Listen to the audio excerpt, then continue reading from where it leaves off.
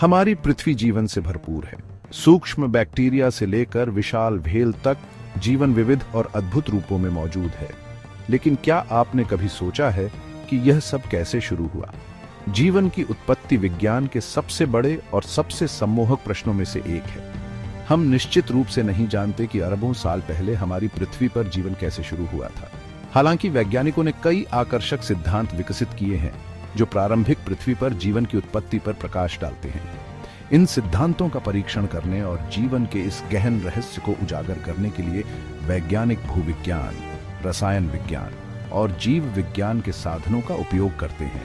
इस यात्रा में हमारे साथ जुड़ें, क्योंकि हम समय में पीछे मुड़कर देखते हैं और जीवन की उत्पत्ति के रहस्यों का पता लगाते हैं। ये यात्रा हमें पृथ्वी के प्रारंभिक महासागरों के गर्म, अशांत पानी में ले जाती है और उन प्रक्रियाओं का पता लगाती है जिनसे पहले जीवन रूपों का उदय हुआ।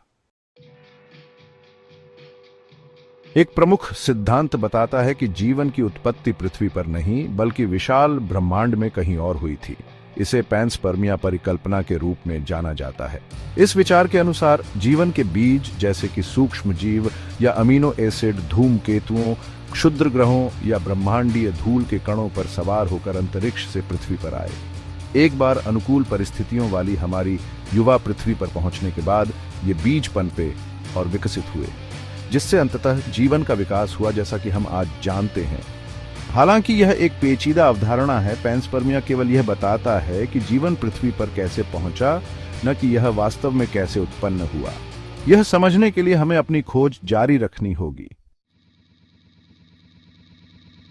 जीवन, जैसा कि हम जानते हैं, डीएनए, आरएनए और प्रोटीन के एक जटिल इंटरप्ले पर निर्भर करता है। ये अणु कोशिकाओं के भीतर होने वाली सभी आवश्यक प्रक्रियाओं के लिए जिम्मेदार हैं, चयापचय से लेकर प्रजनन तक।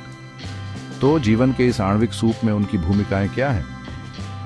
डीएनए एक आनुवंशिक खाका के रूप में कार्य करता है जो पीढ़ी दर पीढ़ी आनुवंशिक जानकारी संग्रहित करता है। आरएनए एक बहुमुखी अणु आनुवंशिक जानकारी को डीएनए से प्रोटीन संश्लेषण मशीनरी में ले जाता है। अंततः प्रोटीन कार्य करता है जो कोशिकाओं की संरचना, उत्प्रेरक प्रक्रियाओं और सिग्नल ट्रांसमिटिंग का निर्माण करते हैं जो जीवन को कायम रखते हैं। लेकिन ये जटिल अणु प्रारंभिक पृथ्वी पर कैसे आए?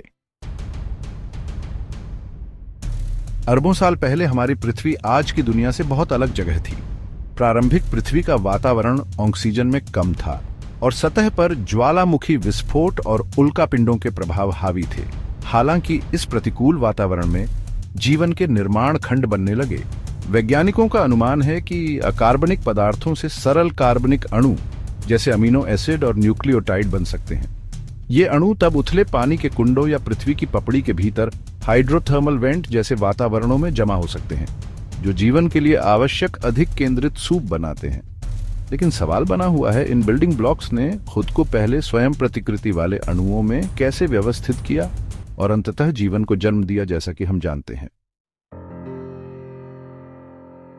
जबकि जीवन की उत्पत्ति के सटीक मार्ग को उजागर करना अभी भी एक रहस्य है, वैज्ञानिकों ने उल्लेखनीय प्रगति की है। कुछ सिद्धांत बताते हैं कि आरएनए अपने आनुवंशिक जानकारी को संग्रहित करने और उत्प्रेरक गतिविधि रखने की क्षमता के साथ जीवन के विकास में प्रारंभिक भूमिका निभा सकता है। स्वप्रतिकृति आरएनए अणुओं ने पृथ्वी पर जीवन के अग्रदूत के रूप में कार्य किया हो सकता है। अंततः अधिक जटिल डीएनए आधारित जीवन को जन्म दिया हो सकता है। जैसे ही ये प्रारंभिक स्वप्रतिकृति अणु विकसित हुए, वे झिल्लीदार डिब्बों में संलग्न हो गए, जिससे पहली कोशिकाएं बन गई। ये आदिम कोशिकाएं जीवन की आगे की जटिलता और विविधता के लिए आधारशिला बन गई। समय के साथ ये प्रारंभिक कोशिकाएं विकसित और विविधतापूर्ण हुई, जिससे अंततः सभी पौधे और जानवर पैदा हुए जिन्हें हम आज देखते हैं, जिसमें हम भी शामिल हैं।